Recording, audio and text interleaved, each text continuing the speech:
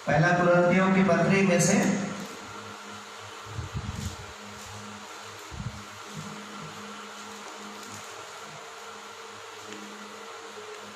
पहला कुरिन्थियों की पत्री उसका पहला अध्याय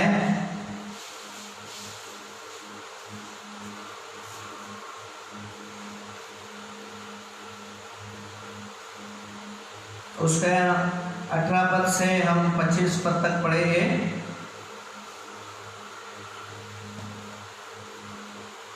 पहला कुरिन्थियों की पत्री उसका पहला अध्याय और 18 पद से 25 पद तक हम इसको पढ़ेंगे। क्योंकि क्रूस की कथा नाश होने वालों के लिए मूर्खता है, परंतु हम उद्धार पाने वालों के लिए परमेश्वर की सामर्थ है। क्योंकि लिखा है, मैं ज्ञानवानों के ज्ञान को नष्ट करूंगा और समझदारों की समझ को तुच्छ कर दूंगा। कहाँ रहा ज्ञानवान, कहाँ रहा शास्त्री, कहाँ रहा इस संसार का विवादी? क्या परमेश्वर ने संसार के ज्ञान को मूर्खता नहीं ठहराया?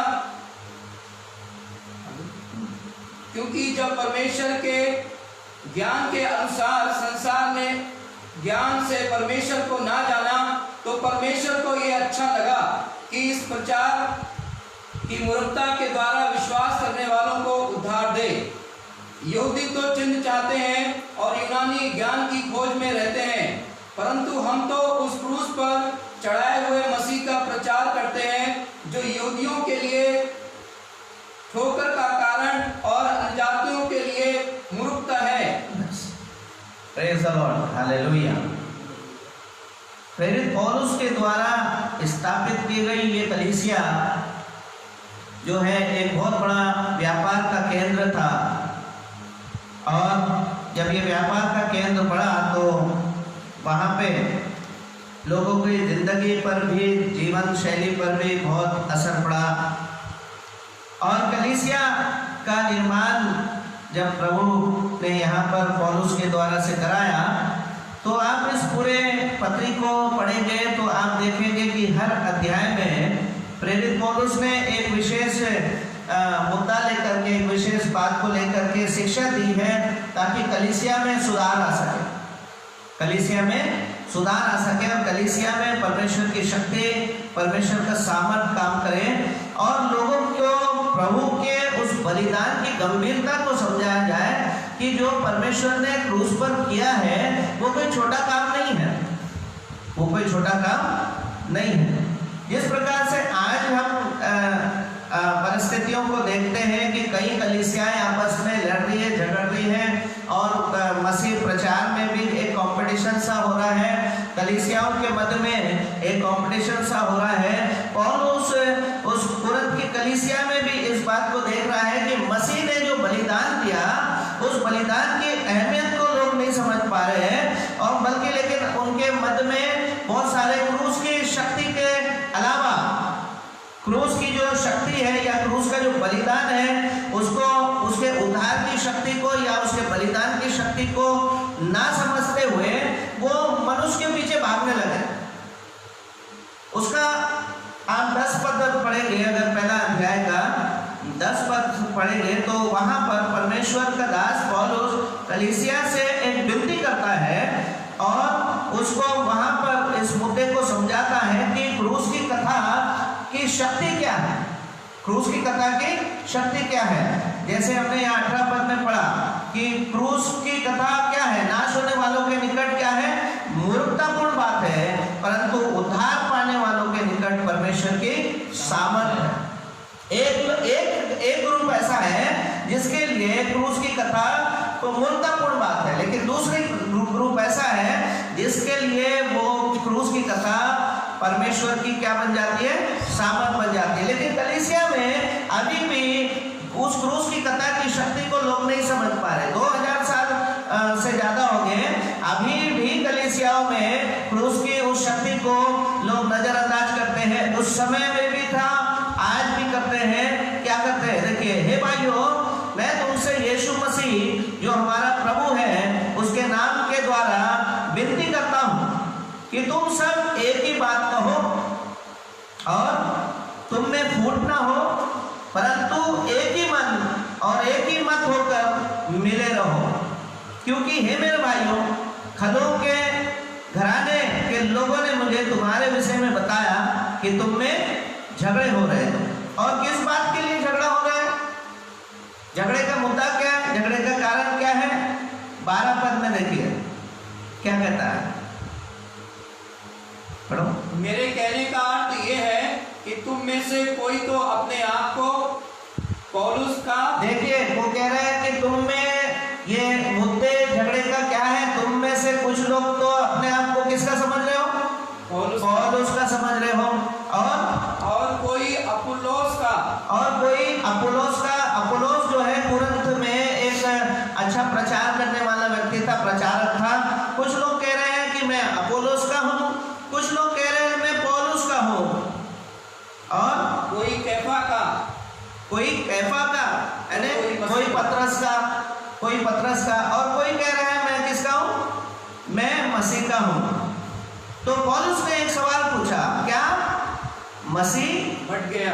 क्या मसीह बढ़ गया है? हालेलुया। फिर वहां से वो उसको एक्सप्लेन भी करता है कि क्या पौलुस तुम्हारे लिए क्रूस पर चढ़ाया गया? Hallelujah, praise God, thank you Jesus, hallelujah. उस मुद्दे को समझाने की कोशिश करता है कि पौलुस कहता है, क्या पौलुस तुम्हारे लिए क्रूस पर चढ़ा? आज भी लोग कह रहे हैं ये मेरी कलीसिया है, ये कलीसिया। अभी जब से चर्च नहीं हो रहा है, बहुत सारे लोग ऑनलाइन आ रहे हैं ना, और जिसको टेक्नोलॉजी का अच्छा ज्ञान है, जिन पासवानों को, जिनकी कलीसिया में टेक्नोलॉजी का इस्तेमाल करने वाले अच्छे लोग हैं, हम उनको देखते हैं, बहुत सारे उनको लाइक मिल रहे हैं, बहुत सारे उनको व्यू मिल रहे हैं। कुछ बेचारे ऐसे भी हैं जिनको कोई देख ही नहीं रहा है, किसी को कोई सुन ही नहीं रहा है। तो इसका मतलब जिनको ज़्यादा देख रहे हैं, या जिनको ज़्यादा लाइक्स मिल रहे हैं, या जिनको ज़्यादा व्यू मिल रहे हैं, वो बड़े हो गए नहीं। परमेश्वर का वचन को समानता के साथ ही प्रचार किया जाता है। हालेलुया। परमेश्वर का वचन प्रचार किया जाता है। पौलुस एक सवाल करता है, क्या पौलुस तुम्हारे लिए क्रूस पर चढ़ाया गया, या तुम्हें पौलुस के नाम पर बपतिस्मा मिला? तो ये असमंजस की जो स्थिति थी कलीसिया में, अभी भी लोगों को ये पता नहीं था कि मैं किसका हूं, मैं किसका हूं, मैं किसके साथ काम कर रहा हूं, मैं किसका काम कर रहा हूं। इसलिए प्रेरित पौलुस ने उस बात को उनके सामने रखने की कोशिश करी। कहते हैं पौलुस उसके क्या कहता है, तो उसका 23 पद पढ़ो, क्या कहता है, हम क्या करेंगे? हम पौलुस नहीं करेंगे, हम पत्रस नहीं करेंगे, हम अपोलोस नहीं करेंगे, हम ये संस्था वो संस्था नहीं करेंगे, लेकिन हम क्या करेंगे? परंतु हम तो 23 पद, परंतु हम तो उस क्रूस पर चढ़ाए हुए मसीह का प्रचार करते हैं। परंतु हम क्या करते हैं? हम उस क्रूस पर चढ़ाए हुए मसीह का प्रचार करते हैं। ये हमारा काम है। मैंने बहुत पहले एक संदेश किया था जिसमें प्रेरित पौलुस तीमुथियुस से कहता है कि क्या कर? प्रचार कर, समय और असमय तैयार रहे, और प्रचार करने का काम परमेश्वर ने हमें दिया है। और किसका प्रचार? जो मसीह जो हमारे लिए क्रूस पर चढ़ाया गया है? और वो मसीह का प्रचार जिसका मैं प्रचार करता हूँ, उसके लिए भी लोगों के विचार क्या है? देखिए, जो यहूदियों के निकट क्या है? ठोकर का कारण है, और अन्य जातियों के लिए मूर्खता है, और अन्य जातियों के लिए मूर्खता है। तो मेरे और आपके लिए अगर लोग गलत विचार रखते हैं तो इसमें क्या बड़ी बात है? प्रभु यीशु मसीह को भी यहूदी लोगों ने ग्रहण नहीं किया। बाइबल कहती है कि वो अपनों के पास गया और उसके अपनों ने उसे ग्रहण नहीं किया। लेकिन जब वो अन्य जातियों के पास गया जिन्होंने उसे ग्रहण किया, तो उसने उनको अधिकार दिया परमेश्वर की संतान होने का। Hallelujah, hallelujah, hallelujah. जब आप मसीह के पास आते हैं तो आपका विचार मसीह के लिए क्या है? क्या मसीह आपके लिए ठोकर का कारण है? क्या मसीह का प्रचार आपके लिए मूर्खतापूर्ण बात है ना? लेकिन प्रेरित पौलुस क्या कहता है, ये क्रूस की कथा उन लोगों के लिए मूर्खतापूर्ण बात है जो नाश होने वाले हैं। उन लोगों के लिए मूर्खतापूर्ण बात है जो नाश होने वाले हैं, लेकिन जो उसके पास आते हैं, जो मसीह के वचन को ग्रहण करते हैं, जो मसीह के वचन को अपने जीवन में बसा लेते हैं, जो मसीह के उस बलिदान के अहमियत को समझते हैं, उस बलिदान की अहमियत को समझते हुए जब वो मसीह को अपना जीवन दे देते हैं, तो वो क्रूस की कथा उनके जीवन में परमेश्वर की सामर्थ लेकर आती है। प्रेरित पौलुस क्या कह रहे हैं, हम तो किसका प्रचार करेंगे, हम तो उस मसीह का प्रचार करेंगे जो क्रूस पर हमारे लिए मारा गया है। Hallelujah, hallelujah. तो क्रूस की उस सामर्थ को हमें समझना बहुत जरूरी है प्रियो। क्रूस के उस कथा को समझना बहुत जरूरी है, क्रूस के उस चिन्ह को समझना बहुत जरूरी है। तभी आपके पास परमेश्वर का वचन आता है, क्रूस की वो शक्ति आपके जीवन में आती है। तो क्रूस की जो शक्ति आपके जीवन में आती है, उस क्रूस की शक्ति को समझना बहुत जरूरी है। देखिए, जब हम लूका रचित सुसमाचार को देखते हैं, लूका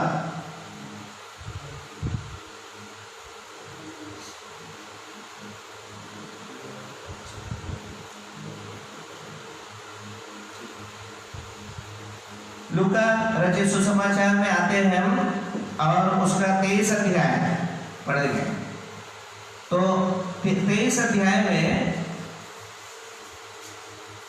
गोलगोथा नाम के उस जगह पर हम एक दृश्य को देखते हैं, और मैं चाहूंगा कि आप उस पिक्चर को अपने सामने ला करके देखें कि कैसा, किस प्रकार का वो पिक्चर है जो हमारे सामने आता है।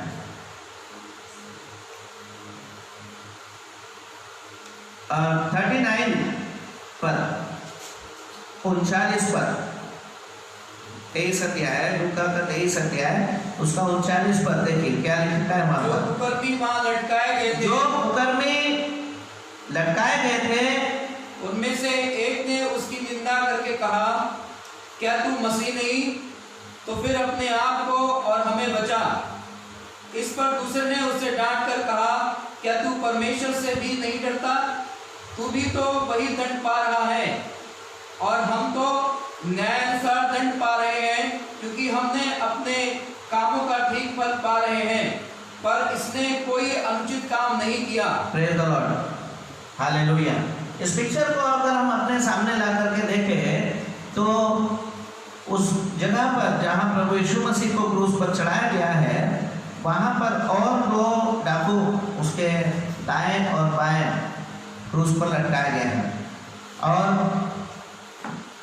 उन दोनों आपस में वार्तालाप कर रहे हैं, दोनों आपस में वार्तालाप कर रहे हैं। आप देखिए वहां पर जब गोलगोथा के उस जगह पर आप देखिए कितने क्रूस हैं, 3 क्रूस दिख रहे हैं वहां पर हमें, है ना। एक दूसरा डाकू है, एक बीच में प्रभु यीशु मसीह है, और एक इस तरफ में तीसरा डाकू है, दूसरा डाकू है। तो उस दृश्य को हम देखें, 3 क्रूस है ना।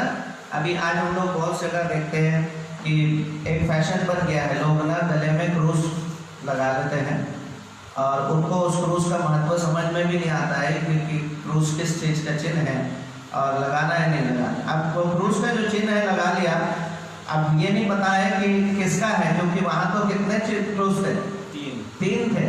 पहले वाले का लगाया है कि यीशु मसीह का क्रूस लगाया है, या दूसरे वाले डाकू का क्रूस लगाया है, वो हमें नहीं पता, लेकिन लगा लिया शौक में। लेकिन वहां जो वार्तालाप हो रही है उस बात पर आप गौर करिए। एक कुकर्मी कहता है, एक डाकू कहता है, क्या तू मसीह है, और उसकी निंदा कर रहा है। क्या कह रहा है, क्या तू मसीह है, और उसकी क्या कर रहा है, निंदा कर रहा है। अगर तू मसीह है तो फिर अपने आप को और हमें बचा। इस प्रकार का सवाल प्रभु यीशु मसीह से और किसने किया था, यदि तू है, यदि तू परमेश्वर का पुत्र है तो क्या कर, ऐसा कर, वैसा कर, ये पत्थर को क्या बना दे, रोटी बना दे। इस प्रकार का सवाल प्रभु यीशु मसीह से किसने कहा था? शैतान ने।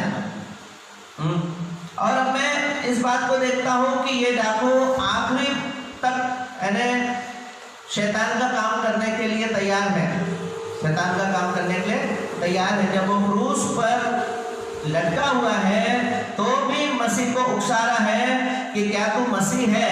अगर तू मसीह है तो क्या कर, अपने आप को और हमें भी बचा।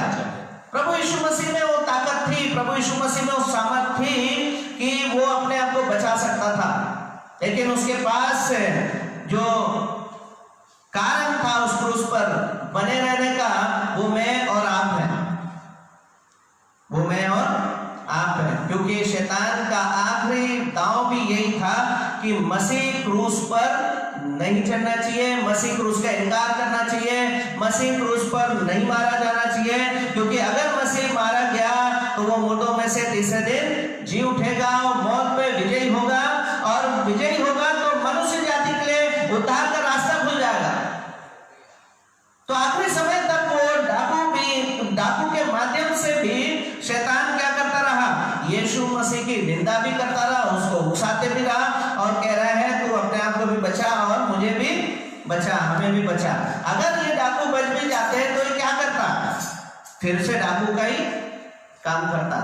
लेकिन एक बात हम देख रहे हैं कि बीच में यीशु मसीह का क्रूस है, उतने ही दूरी पर एक डाकू उसकी निंदा कर रहा है, और उसके दूसरे तरफ में उतने ही दूरी पर एक दूसरा क्रूस पर लटका हुआ क्या कहता है 40 पद में, इस पर दूसरे ने उसे डांट कर कहा, क्या तू परमेश्वर से भी नहीं डरता? क्या तू परमेश्वर से भी नहीं डरता? तू भी तो वही दंड पा रहा है और हम तो न्यायानुसार दंड पा रहे हैं, क्योंकि हम अपने कामों का ठीक फल पा रहे हैं, पर इसने कोई अनुचित काम नहीं किया है। है ना? और उससे विनती करता है, हे यीशु, जब तू अपने राज्य में आए तो मेरी सुधि लेना। यहाँ पर हम उस पिक्चर को देखते हैं कि एक उतने ही दूरी पर एक डाकू उसकी निंदा कर रहा है, उसके लिए बुरा कह रहा है, उसकी पहचान पर सवाल उठा रहा है, लेकिन उतने ही दूरी पर दूसरा डाकू क्या कह रहा है, हे यीशु, जब तू अपने राज्य में आए तो मेरे क्या लेना? सुधि लेना। हालेलुया। ना मसीह के उतने ही पास ये भी है और मसीह के उतने ही पास वो भी है, लेकिन मसीह को पहचान नहीं पा रहा है, मसीह को पहचान नहीं पा रहा है।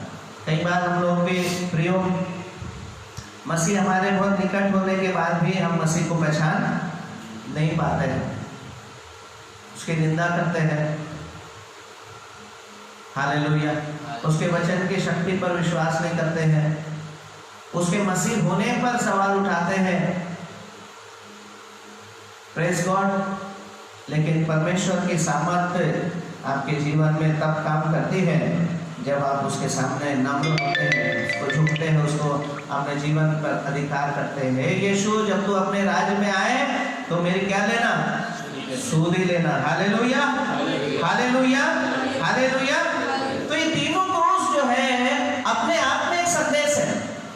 जब आप पहले क्रूस को देखते हैं तो वो संदेश क्या दिखाता है? उस क्रूस का संदेश है कि वो एक नम्र व्यक्ति नहीं है, वो एक नम्र व्यक्ति नहीं है, वो पश्चाताप करना नहीं चाहता, वो मसीह के पास भी आना नहीं चाहता, वो मसीह को भी अपने ही जैसा समझता है। लेकिन एक दूसरा क्रूस, जब दूसरे डाकू के तरफ का क्रूस देखते हैं तो उस क्रूस को हम देखते हैं कि वो अपनी गलती को एक्सेप्ट करता है और प्रभु के पास आने के लिए तैयार है, अपना जीवन प्रभु को सौंपने के लिए तैयार है। और जो बीच वाला जो क्रूस है, जो इसमें मसीह है, उसकी कथा नाश होने वालों के लिए मूर्खतापूर्ण बात है, परंतु उद्धार पाने वालों के लिए परमेश्वर की सामर्थ है। हालेलुया। देखो, मसीह दोनों से एकदम नजदीक है, लेकिन एक के लिए मसीह क्या है? मूर्खतापूर्ण बात, लेकिन दूसरे के लिए मसीह क्या है? यीशु ने उसे क्या कहा 43 पद में, मैं तुझसे सच कहता हूं कि आज ही तू मेरे साथ स्वर्गलोक में होगा। Hallelujah, hallelujah, hallelujah. ना वो बीच का जो क्रूस है, उसके एक तरफ निंदा का क्रूस है, दूसरे तरफ पश्चाताप का क्रूस है। और जब वो पश्चाताप किया तो उसको एक संदेश भी मिला। नाश होने वालों के लिए मूर्खतापूर्ण बात है, परंतु उद्धार पाने वालों के लिए परमेश्वर की क्या है? सामर्थ्य है। तो आज ही मेरे साथ स्वर्गलोक में होगा। Praise the Lord, hallelujah. और मैं भी हूँ, जब तक परमेश्वर के का वचन हमारी बुद्धि को नहीं खोलता, जब तक परमेश्वर का वचन हमारे मन को नहीं खोलता, तब तक हम इस बात को समझ नहीं पाते, तब तक हम इस बात को समझ नहीं पाते। कलीसिया में रह करके भी हम बोलते मैं पौलुस का हूँ, मैं अपोलोस का हूँ, मैं कैफा का हूँ, मैं इसका हूँ, मैं उसका हूँ। और कलीसिया में बहुत प्रकार के विवाद खड़ा करते हैं, लेकिन आपको ये पता होना चाहिए कि आप किसके हैं। आप मसीह के हैं। वो मसीह जिसने कलवरी के क्रूस पर आपके लिए, मेरे लिए जान दिया, उसकी क्रूस की कथा नाश होने वालों के लिए तो मूर्खतापूर्ण बात है, लेकिन आप लोगों के लिए जो विश्वास करते हैं, आपके लिए परमेश्वर की क्या है? सामर्थ है।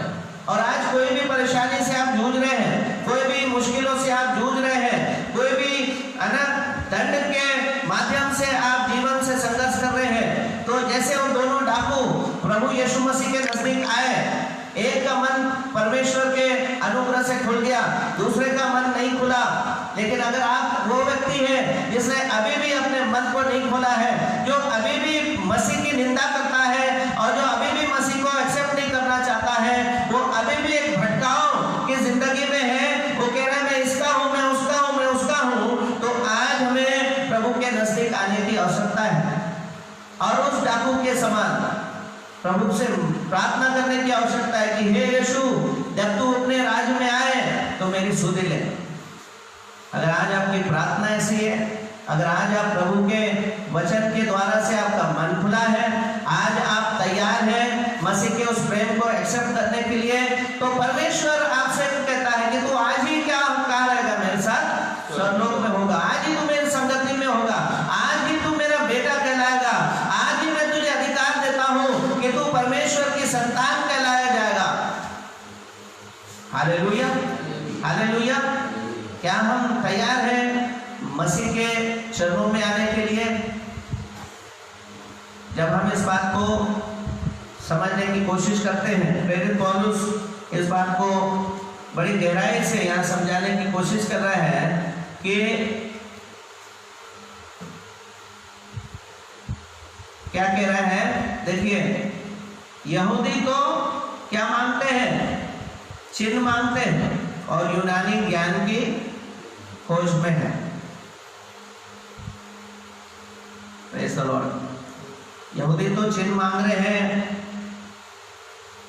और यूनानी ज्ञान की खोज में है, लेकिन परमेश्वर को क्या अच्छा लगता है? जो लोग चिन्ह मांगते हैं वो नहीं, जो लोग ज्ञान की खोज में है वो नहीं, क्योंकि जहाँ पर मनुष्य का ज्ञान खत्म होता है, वहाँ से परमेश्वर का ज्ञान क्या होता है? शुरू होता है। इस बात की हम घोषणा करते हैं कि हम तो क्या करते हैं? हम तो उस मसीह का प्रचार करते हैं जो क्रूस पर चढ़ा गया।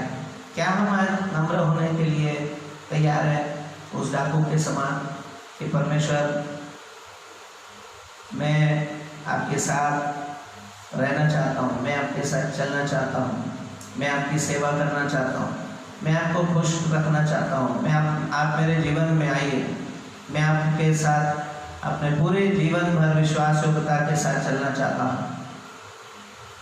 यदि आज आपकी प्रार्थना ऐसी है तो अभी आंखें बंद करें, हम प्रार्थना में जाएंगे। हालेलुया। उस डाकू के समान नहीं जो मसीह से सवाल करता है कि क्या तू मसीह है? अगर तू मसीह है तो हमें भी बचा, और ऐसा कह के मसीह की निंदा करता है।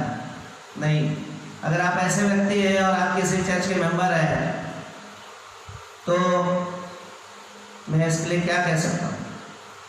या तो आप अपने व्यवहार को, अपने स्वभाव को बदल लीजिए, या तो आप मसीह को छोड़ दीजिए। क्योंकि परमेश्वर का वचन आपके जीवन में एक बदलाव लेकर आता है, स्वर्गीय स्थानों की आशीष लेकर आता है। सांसारिक आशीष नहीं, स्वर्गीय स्थानों की आशीष, जैसे वो दूसरे डाकू को मिले। इंग्लिश बाइबल में लिखा है कि today you will be in paradise, स्वर्गीय स्थान। Thank you Lord, thank you Jesus. परमेश्वर पिता, हम आपका धन्यवाद करते हैं प्रभु। बड़ी नम्रता और दीनता के साथ हम आपके चरणों में आते हैं प्रभु। और हे परमेश्वर, प्रार्थना करते हैं कि आपने जो कलीसिया हमें दी उस पर आप आशीष का हाथ रखें।